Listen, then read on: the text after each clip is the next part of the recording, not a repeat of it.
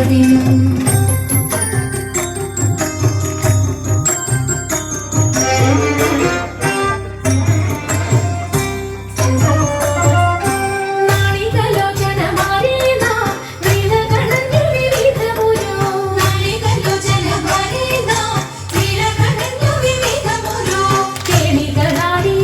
മുദരാഗമാലകൾ പാടി കരം കൊട്ടിച്ചാലവേ ചാടി തിരുമുന്നിൽ താളത്തോട് മേളത്തോട് മേളിച്ചന് കൂലത്തോട് മാണികളെ നടനം ചെയ്യണം.